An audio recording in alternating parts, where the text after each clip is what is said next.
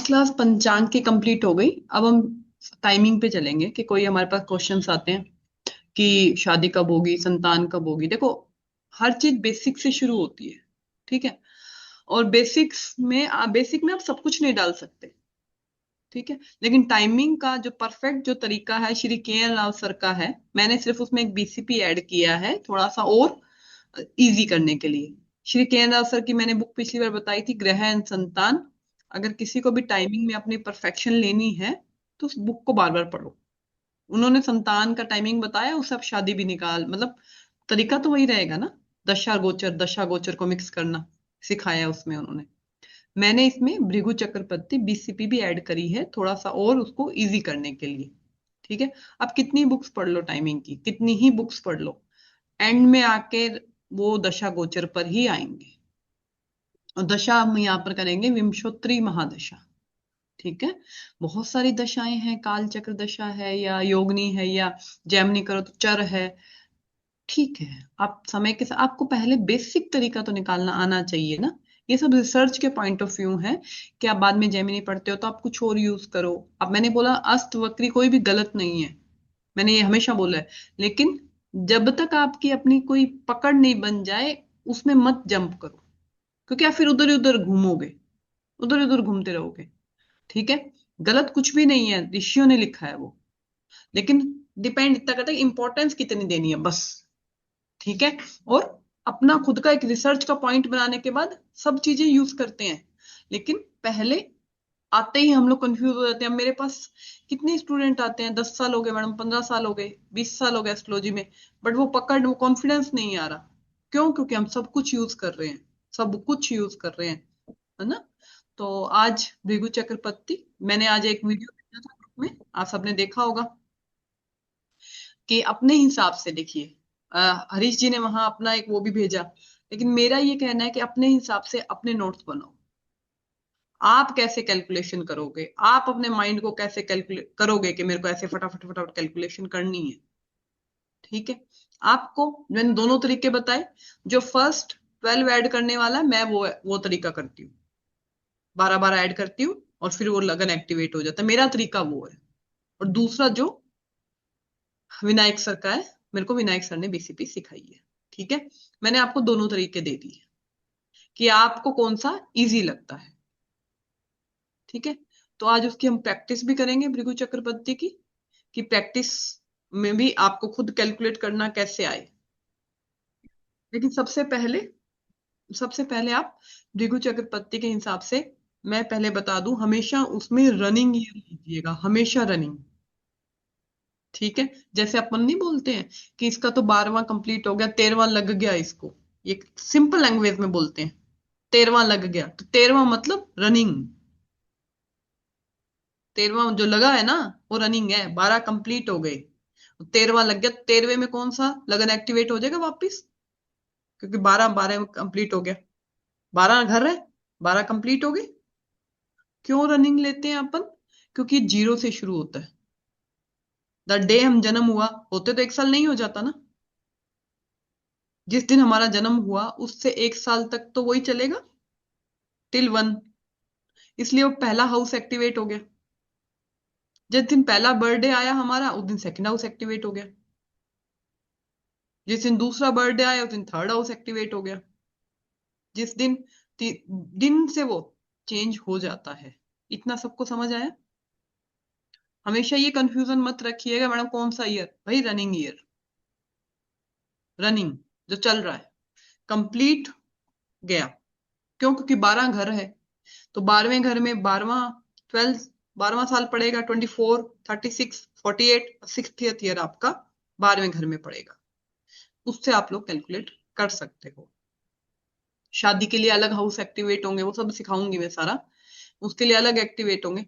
पर उससे पहले बीसीपी में आपकी पकड़ होनी चाहिए कैलकुलेशन की, बस सिंपल सी सीधी सी बात ये है। ठीक है। तो पहला आप लोग कैलकुलेट करने की कोशिश करिए। जैसे अभी आप में से किसी का भी कोई भी ईयर उठा, जैसे कोई 75 बॉर्न है। ठीक है। तो 75 में 12 ऐड किए 87, फिर उसमें 12 ऐड किए 99, फिर उसमें 12 ऐड किए 2011, फिर उसमें 12 ऐड किए 2023। 23 में लगन एक्टिवेट हो गया उसका, 23 में उसका लगन एक्टिवेट हो गया, 24 में सेकंड हाउस, 25 में थर्ड हाउस, और 26 में जब उसका बर्थडे आएगा, अभी तो फरवरी है, तो बर्थडे तो कभी भी आ सकता है, ठीक है। जब भी उसका 26 में बर्थडे आएगा 2026 में, उसका फोर्थ हाउस एक्टिवेट हो जाएगा। मेरे पास जब भी कोई कुंडली आती है, जब मैं आपको ये बोलती हूँ ना मेरे पास कोई कुंडली क्यों आई, मैं सबसे पहले बीसीपी कैलकुलेट करती हूँ। पहला काम, मैं कुंडली खोलते ही पंचांग देखा, और दूसरा चार पहला काम मैं करती हूँ फटाफट बीसीपी कैलकुलेट करती हूँ। भाई कुंडली आई, बीसीपी, अभी उसके दिमाग में क्या चल रहा है, क्यों, जो एक्ट हमारे जीवन में घटनाएं कौन सी घटित होती है, या हमारी सोच क्यों बदलती है। जैसे ग्रहों की एक्टिवेशन है, जैसे ग्रह चल रहे हैं वैसी हमारी सोच है, वैसा हमारा स्वभाव है, या वैसा हमारे आसपास की चीजें हैं, एटमोस्फेयर है, उसी से संबंधित। किसी की दिक्कत वाली है, अब 6 8 12 एक्टिवेट हो रखा हो, स्कॉर्पियो एक्टिवेट हो रखा हो, ठीक है, राहु केतु जिसमें बैठे हैं वो हाउस एक्टिवेट हो रखे हो, तो हम जाएंगे ना लोगों को पूछने के लिए, हम परेशान होंगे ना, ठीक है। तो जब भी आपके पास कुंडली आए, पहला काम क्या करना है, पंचांग पे नजर डाली, और दूसरा काम करना है अभी इस वक्त कौन सा हाउस बीसीपी में एक्टिवेशन के अंदर है। दूसरा स्टेप यही होगा वहां पर कुंडली खोलने का, ठीक है। तो पहली इंपॉर्टेंस देनी है कौन सा हाउस एक्टिवेट है, हाउस, ठीक है। और दूसरी इंपॉर्टेंस, हाउस में कोई ना कोई ग्रह होगा, हमेशा तो खाली नहीं होगा, ठीक है, तो अपन उस ग्रह को भी मिक्स कर लेंगे। और तीसरा स्टेप होगा आपका, वो हाउस का स्वामी, उस जो हाउस एक्टिवेट है उसका लॉर्ड कहाँ गया, इनको ही मिला के प्रिडिक्शन किया जाता है। इससे ज्यादा कोई भी चीज ऐसे नहीं की जाती, इन्हीं को मिला के प्रिडिक्शन की जाती है, ठीक है। इतना सबको समझ आया।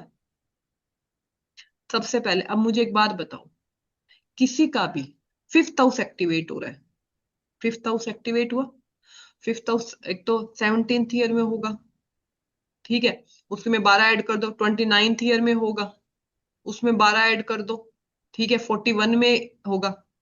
तो आपके पास कोई 17th में आएगा और फिफ्थ हाउस एक्टिवेट है।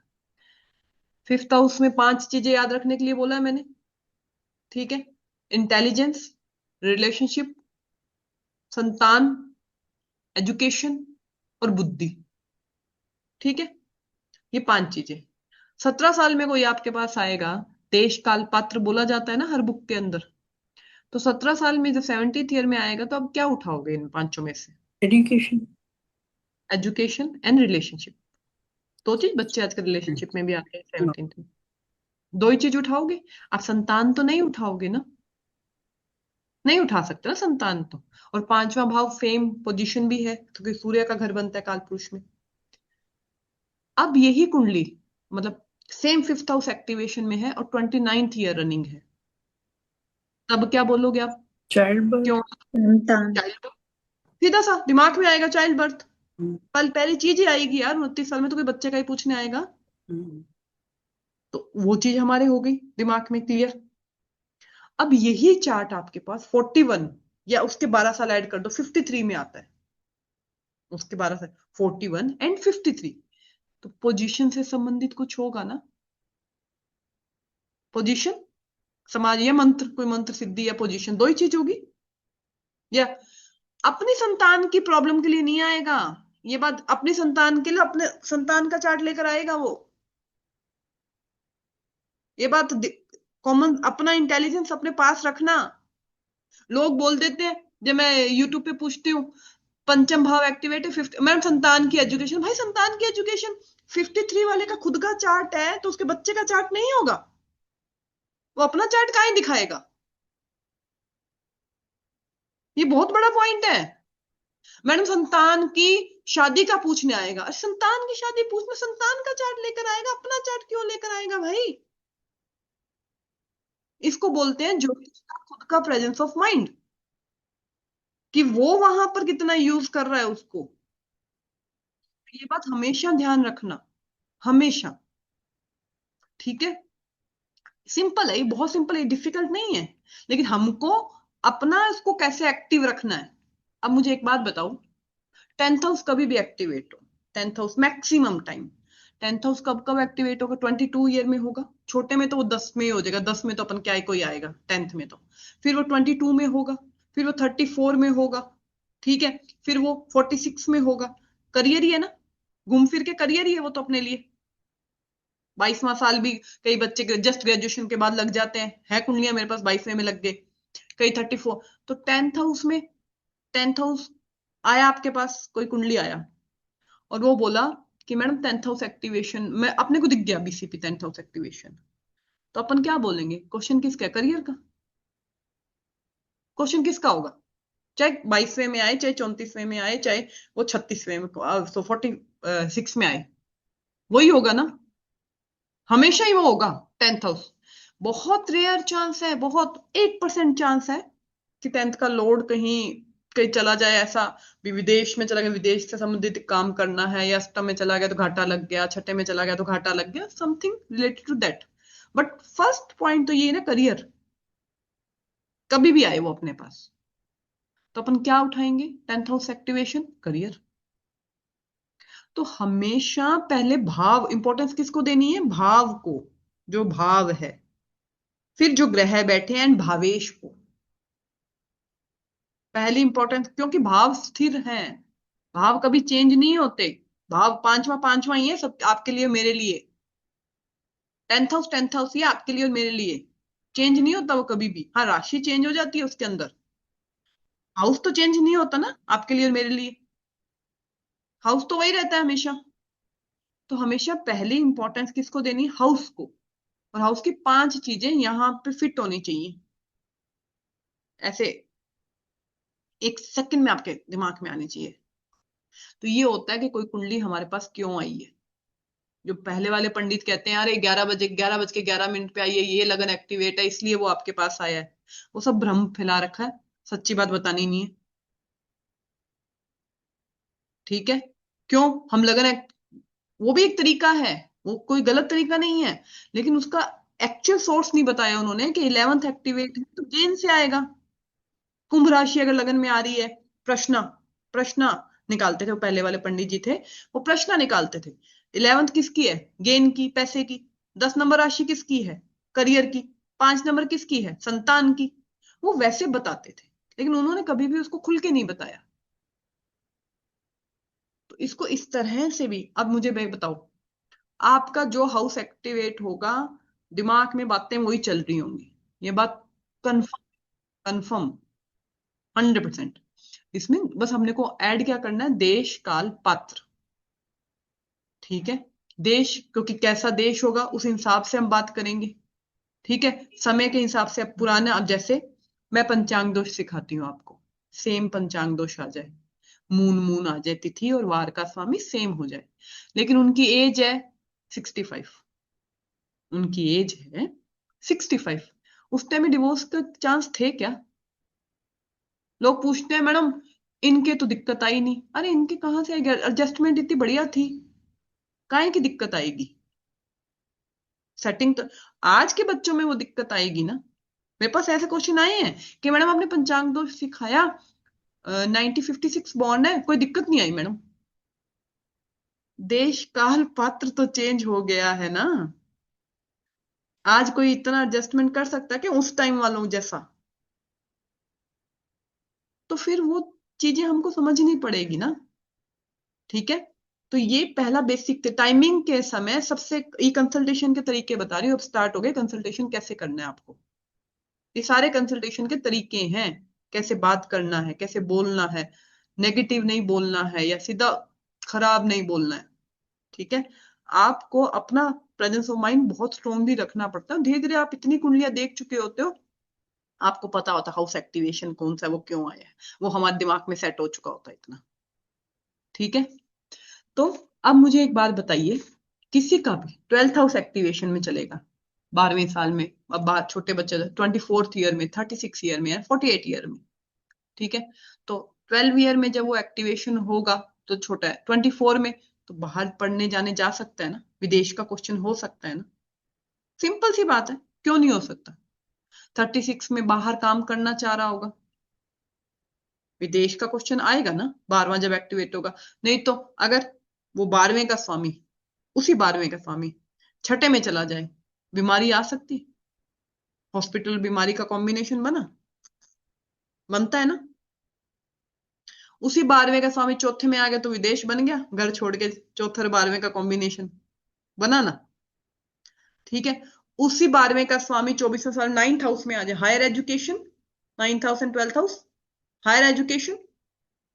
उसी 12वें का स्वामी 10th में आ जाए, विदेश में काम, विदेश में काम।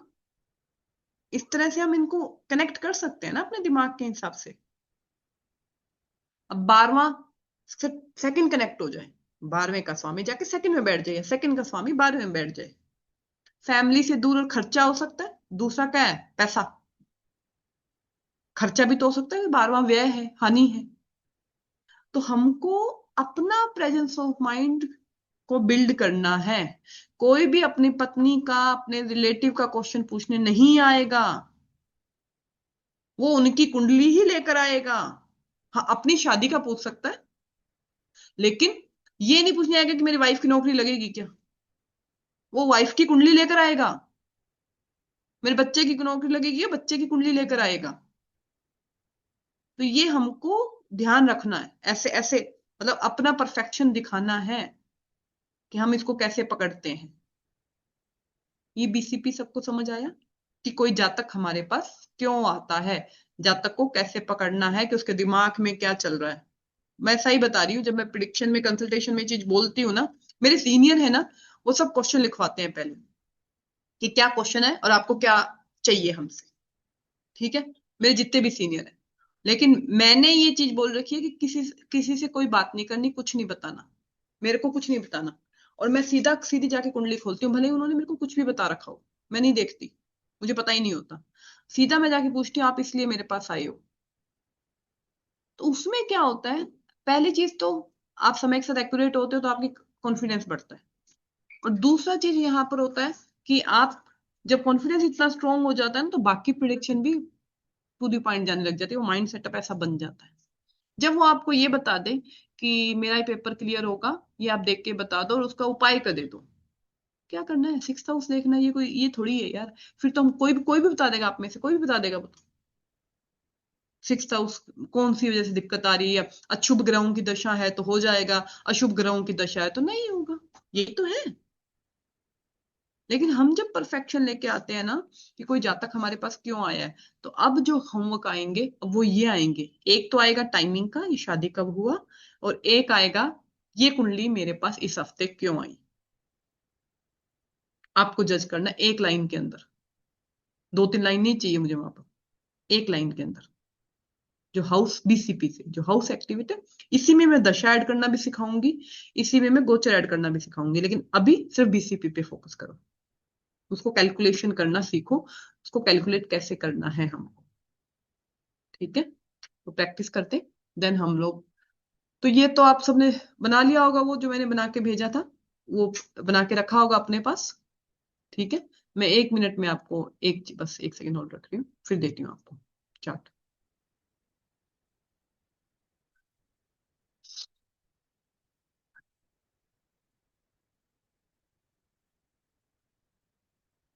मैं एक ही चार्ट की प्रैक्टिस करवाती हूँ हमेशा, रीजन पब्लिक चार्ट है, फेमस पर्सनैलिटी का चार्ट है, तो आप उसमें सब चीजें कनेक्ट कर सकते हो, चाहो तो मैं चेंज भी करवा सकती हूँ, 1 सेकंड बस, 1 सेकंड।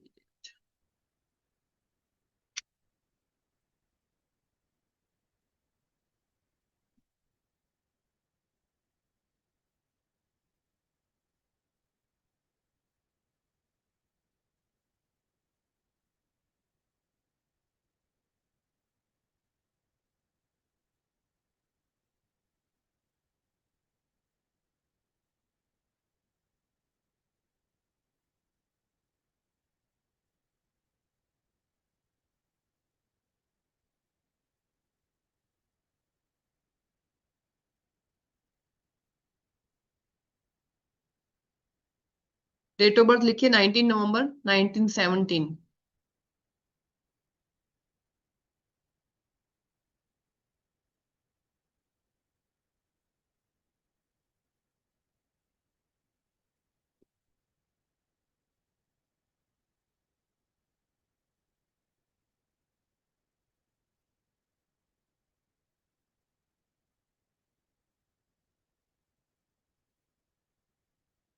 लिख लिया सबने?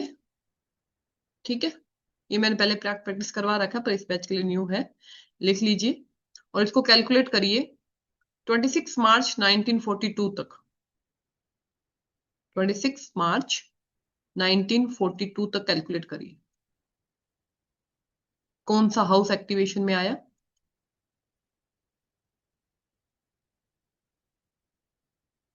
मैम एक बार फिर से बोल दीजिए प्लीज।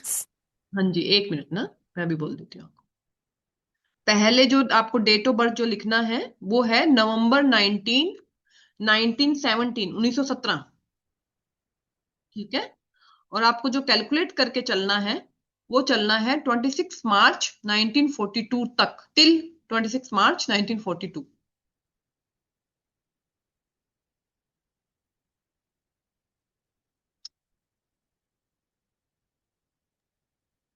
फर्स्ट हाउस एक्टिवेशन में होगा। फर्स्ट हाउस सभी ने कैलकुलेट कर लिया? सभी कर लीजिए, अभी आज पहला दिन है, थोड़ा टाइम लग सकता है, 2 मिनट वेट करिए क्योंकि सबको कैलकुलेट, सबको आना जरूरी है ना।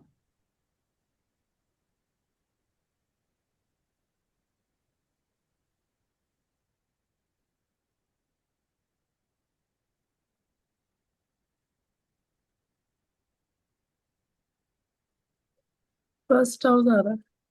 फर्स्ट हाउस है सभी का? 25 है। ठीक है, एक सेकंड में आ रही हूँ, मैं 1 मिनट वो चार्ट निकाल रही हूँ, एक सेकंड दीजिएगा मुझे।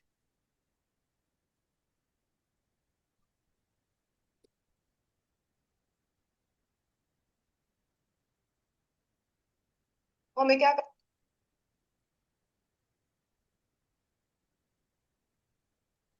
-1 होगा या बर्थडे तो पहला है ना, फर्स्ट पिछले वाले साल को हो गया। है ना? फर्स्ट हाउस एक्टिवेट हुआ सबका? सबको समझ आया? किसी को अभी भी कोई डाउट है कि फर्स्ट हाउस क्यों एक्टिवेट हुआ? किसी को कोई डाउट नहीं है? ठीक है, जब उनका बर्थडे आएगा, हाँ हाँ जी, नीता जी प्लीज। मैम एक मिनट मुझे थोड़ा कीजिए ना, मैंने 2025 में से -1970 निकालना है।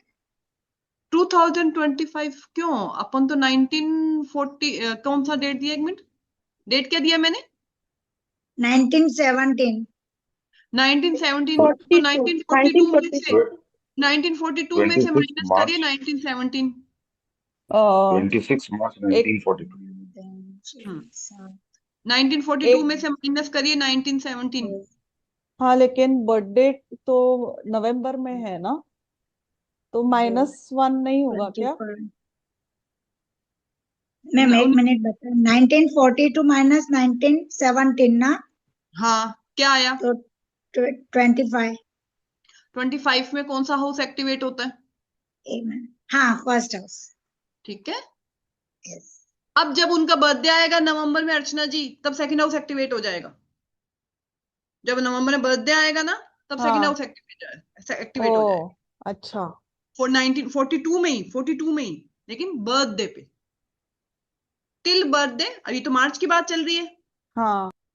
ये तो मार्च की बात चल रही है, तो मार्च में तो, नवंबर में वो लगन एक्टिवेट हुआ है 42 में, देन 42 का जब बर्थडे आएगा उनका, तब उनका सेकंड हाउस एक्टिवेशन में आ जाएगा, 26 आ जाएगा ना, 25 कंप्लीट हो जाएगा, 26 रनिंग। ठीक है, सबको हो गया क्लियर? एक क्वेश्चन है मैम, हाँ मतलब जी। 41 मार्च से 42 मार्च तक का। नहीं, 41 नवंबर से, बर्थडे कब था? हाँ नवंबर से, सॉरी 41 नवंबर से ये शुरू हो गया है फर्स्ट हाउस एक्टिवेशन। हाँ हाँ हाँ, ओके।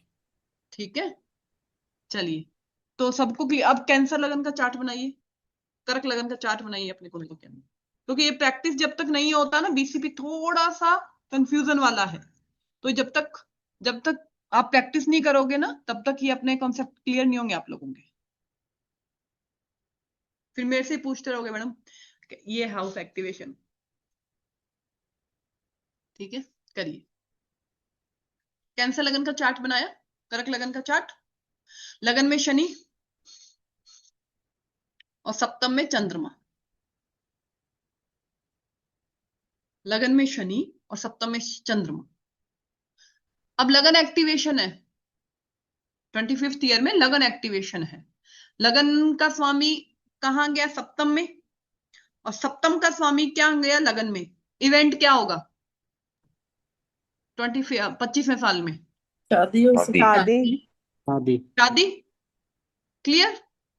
शादी है। इंदिरा गांधी जी का चार्ट है। डेट ऑफ बर्थ देख लो, भले बर्थ देख लो, मैंने तो कुछ बोला ही नहीं अपने आप से। ठीक है, फेमस चार्ट क्यों? ताकि आप लोग खुद कंफर्म कर सको। मेरा चार्ट लाऊंगी तो आप कैसे कंफर्म करोगे? ठीक है, तो ये सबको क्लियर हुआ? यस। लगन का स्वामी सप्तम, सप्तम का स्वामी लगन। अब यहां पर क्या होता है, एक बात कॉमन सेंस की बात फिर भी बता दो, अपना अपना फ्रेंड्स मत खोना, फ्रेंड्स ऑफ माइंड, कि अगर हम शादी बता रहे हैं तो ये सेंस भी है कि सप्तमेश भी वहां बैठा है, तो सप्तमेश भी कहीं जाके, वो हाउस भी तो शादी दे सकता है ना। सप्तमेश कौन बना? शनि, कैप्रिकॉन। तो सप्तमेश जाके उस हाउस में बैठा है जो हाउस एक्टिवेट हुआ है। तो लग्नेश जाके सप्तम में बैठा तो वो भी शादी दे सकता है, लेकिन अगर सप्तमेश जाके उस हाउस में बैठ जाए तो वो भी तो शादी देगा ना। ये अपना जरूर ऐसी चीजें याद में रखिएगा। शादी की, बच्चे की बात करूं तो 5th हाउस हमेशा तो अब आप में से कितने भी लोग हैं, हम सबके बच्चे क्या 29th ईयर में या 42 ईयर में हुए? ऐसा तो नहीं हो सकता ना। जब 5th हाउस एक्टिवेट हुआ, 5th का लॉर्ड जहां जाकर बैठेगा वो हाउस भी तो एक्टिवेट हो सकता है ना। वो भी तो बच्चा दे सकता है ना, संतान दे सकता है ना। 5th का स्वामी जिस हाउस में जाके बैठा, वो कभी भी हो सकती है किसी की। ठीक है, तो ये चीजें अपने आप समझने की चीजें हैं कि इस तरह से भी ये चीजें काम करती हैं। दूसरी डेट लिखिए प्लीज, एक सेकंड। हाँ, दूसरी डेट है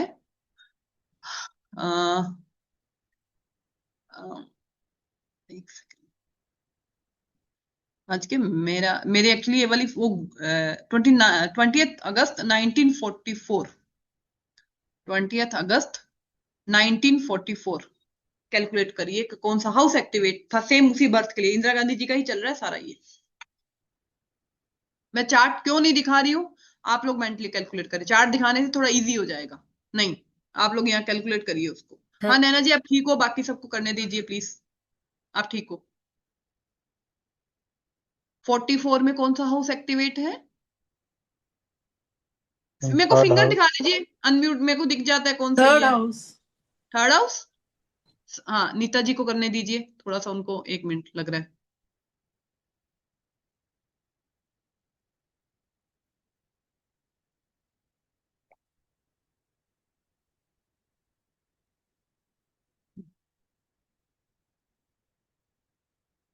नीता जी हुआ थर्ड हाउस एक्टिवेट? आप म्यूट है।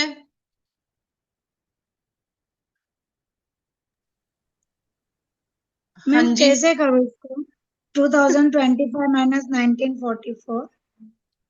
2024 में क्यों जा रहे हैं? इंदिरा गांधी जी अभी तक जिंदा है? जो मैं डेट दे रही हूँ उनके बर्थडे से कैलकुलेट कहां तक करना है, उनके बर्थडे से टिल जो डेट मैं दे रही हूँ। बर्थडे मीन्स 28 भी लेने का है अपने को? हाँ, 1917 था ना, 1917 था ना। अच्छा अच्छा, सॉरी। यस 1917 से टिल 1944, 2025 भूल जाइए कि हम इंदिरा गांधी जी की लाइफ एक्सप्लेन कर रहे हैं यहाँ पर। भूल जाइए कि हम कहाँ बैठे हैं। ठीक है,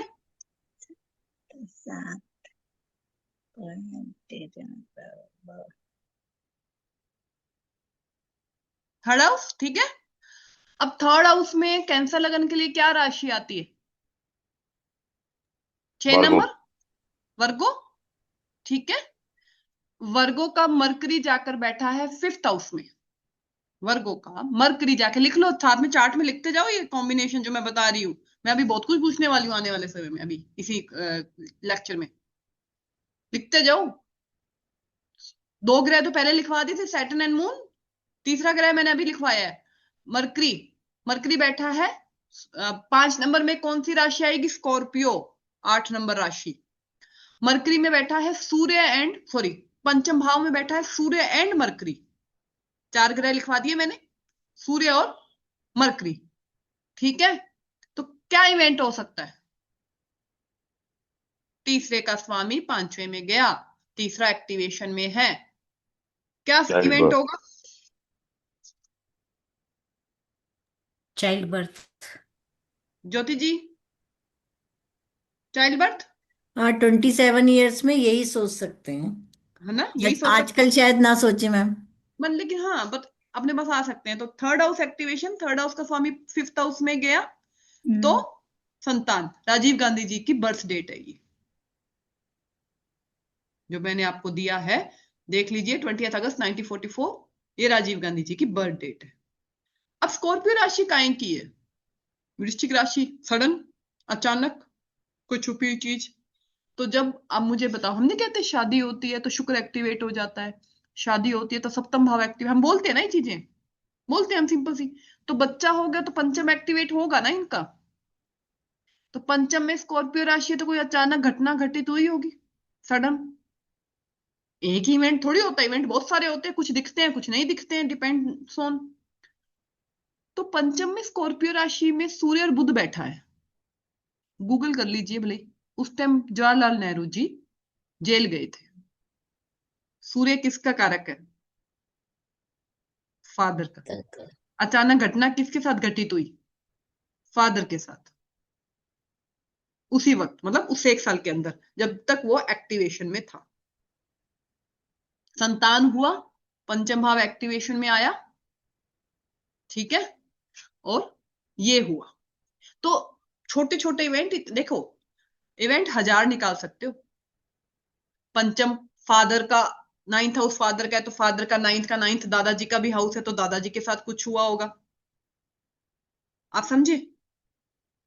ऐसे करके आपकी मर्जी आप कितने, लेकिन अभी सिंपल 4th का 2nd है, 4th हाउस का 2nd है पंचम, तो मदर की फैमिली में कोई इवेंट हुआ, तो मदर की फैमिली कौन हुआ ना, वो इवेंट मदर की फैमिली। तो कुछ ना कुछ ऐसे ऐसे इवेंट आपको दिखते रहेंगे, लेकिन इतना कंफ्यूज करने की जरूरत नहीं है। स्टार्टिंग में जो हाउस एक्टिवेट है उसको पकड़ो, बस। मेरा कहने का मतलब है, प्रिडिक्शन घुमा के कितना भी निकाल सकते हो। मैम कंपलसरी होता है कि हुआ ही होगा? वो उसमें हाँ, मैक्सिमम टाइम उससे संबंधित इवेंट कुछ ना कुछ, किसी में ज्योति जी बड़ा होगा, किसी के जीवन में छोटा होगा जरूर। ठीक है, चलिए। तो अब ये सब समझ आया सबको कि इवेंट, लेकिन मेरा कहना है अभी इतना घुमाइए मत, कौन सा रिलेटिव क्या, सीधा सीधा पंचम हाउस एक्टिव, उसी नेटिव को पकड़िए एक बार, बाद में आप कुछ भी प्रिडिक्शन निकालते रहो। ठीक है, ये हुआ। एक डेट और लिखिए, जनवरी 1966, इसी इसी कुंडली में है नीता जी, इसी कुंडली में है। 1917 से 1966 कैलकुलेट करिएगा।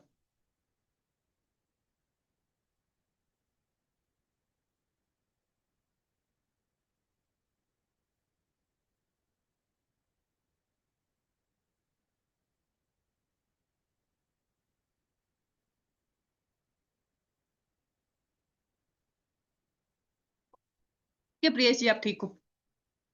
हाँ ठीक है आशीष जी, ठीक है, ठीक है नैना जी, ठीक है। पूनम जी दोबारा कैलकुलेट करें,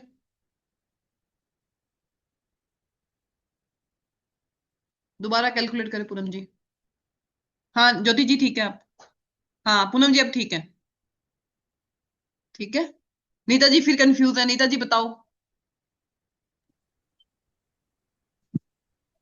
कोई दिक्कत नहीं है, लगन होगा।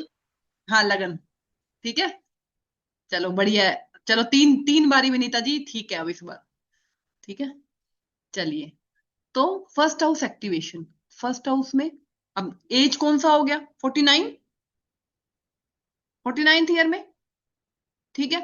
अभी भी वही वही बन रहा है, फर्स्ट हाउस का स्वामी 7th में गया, 7th का 49 में शादी बोलोगे क्या? ये बताओ पहले तो मेरे को, शादी तो नहीं बोलोगे ना? 7वां घर किसका है और पहला घर है जातक, अब जातक से संबंधित बड़ा इवेंट, जातक से संबंधित शादी थी 25वें में, तो अब जातक से संबंधित बड़ा इवेंट। ठीक है, तो 7th क्या है? समाज में आपकी प्रतिष्ठा, समाज में आपकी पोजीशन। ठीक है, 7th का स्वामी लगन में गया, लगन तो पोजीशन से, इतना तो बोल सकते हो ना, पोजीशन से संबंधित कोई इवेंट है, आपसे संबंधित, आपकी पोजीशन से संबंधित कोई इवेंट है, जातक और पोजीशन, इतना तो बोल ही सकते हो। इससे ज्यादा बोलने की जरूरत नहीं है। स्टोरी वो सुनाएगा, हम काहे सुनाएंगे, वो सामने वाला सुनाएगा स्टोरी। ठीक है, तो यहां पर पहली बार ये प्राइम मिनिस्टर बने थे इंडिया के, देख सकते हो आप। तो समाज में प्रतिष्ठा, पोजीशन मिली। आ गया सबको समझ? हो रहा है सबको? आ रहा है कैसे हमको प्रिडिक्ट करना है? ठीक है, एक डेट और लिखिए, फिर दिखाऊंगी चार्ट। चार्ट तो मैं अभी दिखाऊंगी नहीं मैम जब तक आप। ये हाँ जी, ट्रांजिट को यूज कर रहे हैं ना हम, तब प्लेनेट वहां गया। नहीं नहीं नहीं नहीं, जो उनका नेटल चार्ट, अंजू जी, उनका नेटल चार्ट। जो मैं ग्रह बता रही हूँ आपको, नेटल चार्ट के बता रही हूँ। अच्छा। वो लिख के रखिए, वो कुंडली है पूरी उनकी, नेटल चार्ट। अब कोई बात नहीं, क्लियर होगा। इस बार मैं आपको पूछती हूँ क्वेश्चन, ठीक है, तब आपका क्लियर होगा। 1 मिनट दो मुझे बस। मैम एक डाउट हो रहा है प्लीज। हाँ जी नैना जी। मैम जैसे ये जनवरी में हुआ है उनका इवेंट, पर मान लीजिए ये अगर नवंबर से जनवरी के बीच में हुआ होता, तो फिर वो तो नवंबर, उनके बर्थडे के बाद तो लगन ही एक्टिवेट है, कभी भी हो नहीं आई मीन नवंबर से पहले हुआ होता। तो फिर वो कोई और इवेंट होता, अच्छा, वो तो कुछ और होता फिर। ठीक है, मतलब अभी आएगा, वो भी आएगा, अभी आ रहा है। 2 मिनट हाँ, रुक जाओ, 12th हाउस एक्टिवेशन दे रही हूँ अभी मैं। 2 मिनट रुक जाओ, पूरा मेरे को कंप्लीट करने दो। सारे डाउट मैंने इसी तरह से लेक्चर बना रखा है अपना, हर बार एक ही यही होता है, मैंने इसी तरह से अपने आप को इसको दे रखा है। डेट ऑफ बर्थ लिखिए, सॉरी, इवेंटली मार्च 1977, 1977, 1977 मार्च। कौन सा हाउस एक्टिवेशन में है? 12th house. ठीक है आशीष जी, बाकी सब बताइए please. 12th house 12th house, 60 years, 12th है ना, house. 60th year, 12th house. Ranju ji आपका भी यही आया। अब इसमें बैठा है केतु, केतु लिख लो 12th हाउस में। रंजू जी ये नेटल चार्ट का है, केतु उनका यही बैठा था उनकी कुंडली में। और फिर राहु कहाँ गया? राहु लिख लो 6th हाउस में, सामने जाता है राहु, राहु लिख लो। राहु के साथ उनकी कुंडली में शुक्र बैठा है, राहु के साथ में, वो भी लिख लो। ठीक है, हो गया। अब मरकरी बनता है 12वें घर का, में केतु बैठा है। 12वां घर किसका है? व्यय का, हानि का। यही बोलेंगे हम 72 ईयर में, तो क्या बोलेंगे 72 ईयर में? कुछ ना कुछ, क्या सॉरी 77 में कौन सा हाउस, कौन सा 60th ईयर, 60वें साल में 60th में हम यही बोलेंगे, कुछ ना कुछ हानि, कुछ लॉस, कुछ। अब किसका लॉस? 12वें का स्वामी कहां गया? मरकरी कहां गया? पंचम में। रंजू जी पंचम किसका है? चाइल्ड का भी, बेटे है की। और, हाँ बेटे का, और उसके साथ में पोजीशन भी है, हाँ जी। पोजीशन भी है, समाज में आपकी पोजीशन। हम्म। ठीक है, 1 सेकंड दीजिएगा मेरे को।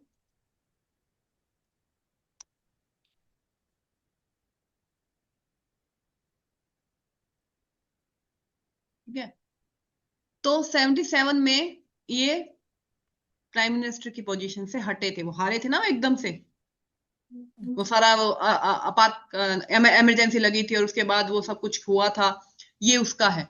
तो हानि किसकी हुई? केतु बैठा है तो केतु तो अटैचमेंट देगा, दूरी करेगा। और किसकी हुई? बुध जाकर पंचम में बैठा। ठीक है, तो ये चीज हम कह सकते हैं आराम से, बड़े आराम से आप कह सकते हो। ठीक है, अब इसके बाद आपने जो रंजू जी एक बात बोली ना अभी मेरे को, उससे मेरे को एक चीज और याद आई, मैं उसको कर देती हूँ। एक डेट और लिखिए, ये मैंने अभी तक तो नहीं करवाई, आज रंजू जी की बात पे की है। 23 जून 1980, 23 जून 1980। कैलकुलेट करिए कौन सा हाउस एक्टिवेट है? 3rd हाउस के 2nd house? Third, third. Third. 3rd house. Third house 60, 61, 62, 63, 63 running. ठीक है, थर्ड हाउस का स्वामी किस में गया? पंचम में। पहले भी बताया, स्कॉर्पियो राशि, वृश्चिक राशि। संजय गांधी की डेथ डेट है ये। आया समझ? पंचम, संतान से संबंधित, स्कॉर्पियो राशि, संजय गांधी की डेथ डेट है ये। मैंने आज पहली बार दिया इसको, अभी इन्होंने रंजू जी ने बोला तो मुझे हो गया था, कैलकुलेट कर ली थी मैंने माइंड के अंदर तब। तो तीसरा भाव एक्टिवेशन, जब 27वें साल में तो बच्चा हुआ था, जब एक्टिवेट हुआ था राजीव गांधी बॉर्न, और 63 में जब एक्टिवेट हुआ तो संतान की मृत्यु हुआ, पंचम से संबंधित इवेंट। ठीक है, देखो दशा गोचर अपने काम करेंगे, मैं नहीं कह रही सारा बीसीपी है, मैं ये नहीं कह रही हूं, दशा गोचर अपना काम करेंगे, लेकिन एक बार यहां पे कैलकुलेशन बिठानी जरूरी है ना आप लोगों को, कि कैसे इवेंट होते हैं, कैसे इवेंट होते हैं। सेम 1980 में एक इवेंट और हुआ है, 1980 आपने कर रखा है, ठीक है। सेम इवेंट एक और हुआ है 1980 में, third house activation, third house गया पंचम में। पंचम भाव क्या बताता है? Position, position. वापस इंडिया की प्रधानमंत्री बनी थी 1980 में, जनवरी में बनी थी, और मार्च में संजय गांधी की डेथ हुई थी।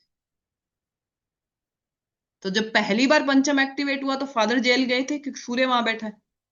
दूसरी बार थर्ड एक्टिवेट हुआ, पोजीशन मिली, तो बेटे से, स्कॉर्पियो राशि है ना, वृश्चिक राशि, तो बेटे से संबंधित इवेंट। ठीक है, और 31 अक्टूबर 1984, ये तो सभी को पता है ना?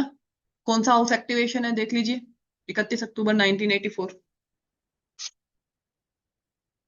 सेवंथ मारक। अब 70 में तो मारक बोलूंगी ना, अब तो मैं मारक का नाम लूंगी ना, इसलिए तो मैं नहीं लेती हूँ कभी भी, वो इनकी डेथ डेट है ये। ठीक है, लगन में गया, सप्तमेश लगन में गया, तो जातक से संबंधित इवेंट होगा। ठीक है, कुंडली कंप्लीट कर लीजिए। मंगल इनका सेकंड हाउस में है,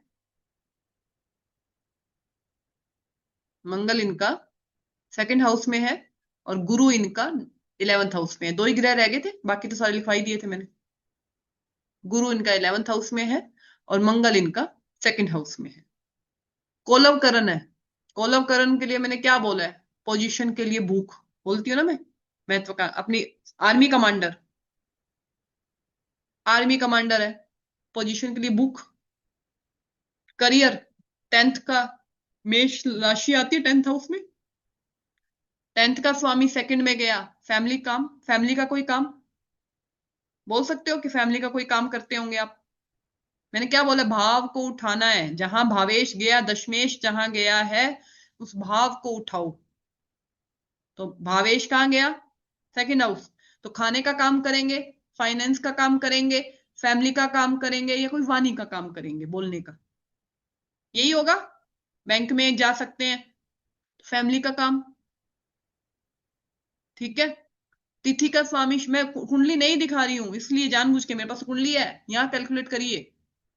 तिथि का स्वामी शुक्र, षष्ठी तिथि, राहु के साथ, शुक्र राहु के साथ, पर जाति पर धर्म, और छठे में गया